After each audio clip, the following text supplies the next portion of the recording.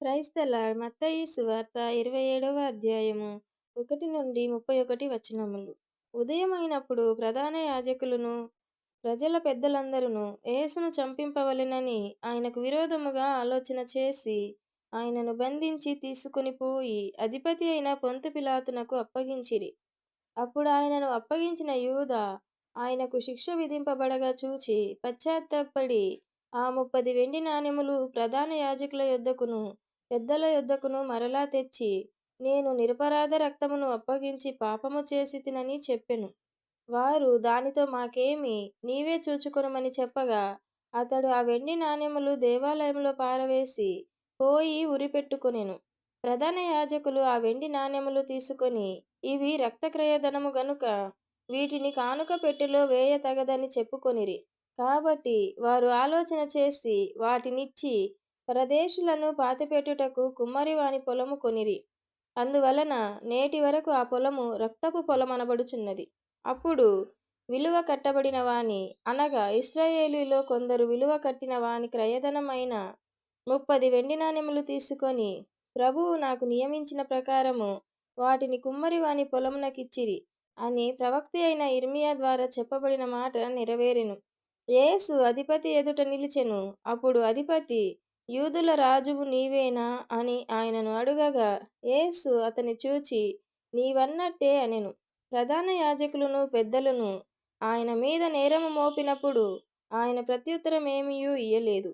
కాబట్టి పిలాతు, నీ మీద వీరెన్ని నేరములు మోపుచున్నారో నీవు వినలేదా అని ఆయనను అడిగెను. అయితే ఆయన ఒక మాటకైనను అతనికి ఉత్తరమియ్యలేదు గనుక అధిపతి మిక్కిలి ఆశ్చర్యపడెను. జనులు కోరుకొనిన ఒక ఖైదీని పండుగలో విడుదల చేయుట అధిపతికి వాడుక. ఆ కాలమందు బరబ్బా అను ప్రసిద్ధుడైన ఒక ఖైదీ చెరసాలలో ఉండెను.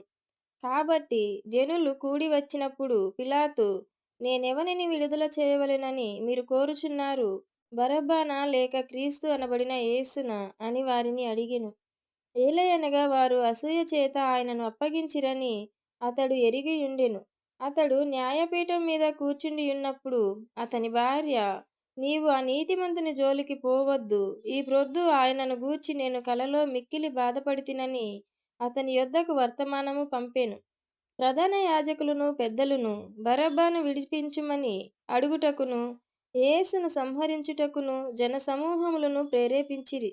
అధిపతి, ఈ ఇద్దరిలో నేనెవనిని విడుదల చేయవలెనని మీరు కోరుచున్నారని వారినడుగగా, వారు బరబ్బనే అనిరి. అందుకు పిలాతు, అలాగైతే క్రీస్తనబడిన యేసును ఏమి చేతునని వారినడుగగా, సిలువ వేయుమని అందరును చెప్పిరి.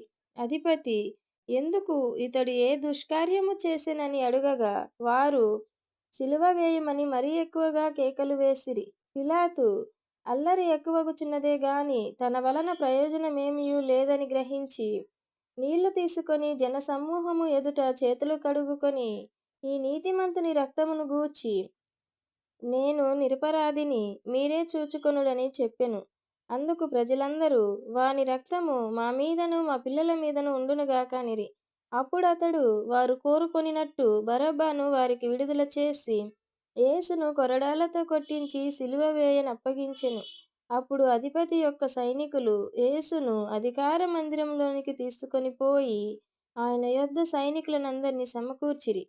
వారు ఆయన వస్త్రములు తీసివేసి ఆయనకు ఎర్రని అంగీ తొడిగించి ముండ్ల కిరీటమును అల్లి ఆయన తలకు పెట్టి ఒక రెల్లు ఆయన కుడి చేతిలో నుంచి ఆయన ఎదుట మోకాళ్ళూని, యూదుల రాజా నీకు శుభమని ఆయనను అపహసించి ఆయన మీద ఉమ్మివేసి ఆ రెల్లును తీసుకొని దానితో ఆయనను తల మీద కొట్టిరి. ఆయనను అపహసించిన తరువాత ఆయన మీదనున్న ఆ అంగీని తీసివేసి ఆయన వస్త్రములు ఆయనకు తొడిగించి సిలువ వేయుటకు ఆయనను తీసుకొని పోయిరి. ఆమేన్.